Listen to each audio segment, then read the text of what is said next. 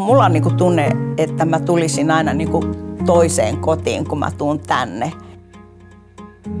Ja se, mikä on ihana, niin tänne voi tulla mihin vuorokauden aikaa tahansa.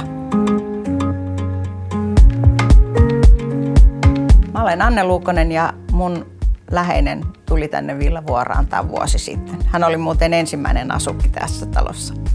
Se, miksi mä valitsin Villavuorannan mun läheiselle, on, että mä halusin tarjota parhaan mahdollisen hoivapaikan hänelle, mitä Suomesta löytyy.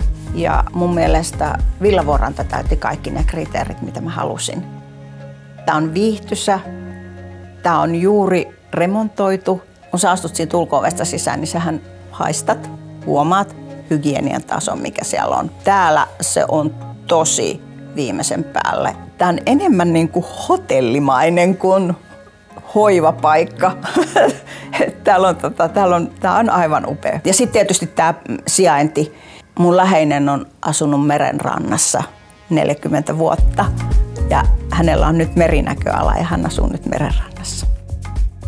Se, miten tämä muutto Villavuorantaan vaikutti meidän arkeen, oli aika merkittävä.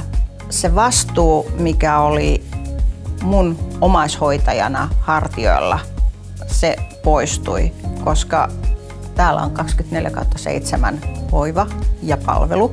Hoitajan lisäksi täällä on geronomi ja sitten täällä on fysioterapeuttipalvelut. Täällä on oma keittiö, oma kokki, feedbackit menee välittömästi. Mä voin lämpimästi suositella kyllä tätä Villavuorantaa jokaiselle, joka haluaa korkeatasoista hoivapalvelua. Täällä vaan yksinkertaisesti tämä homma pelittää.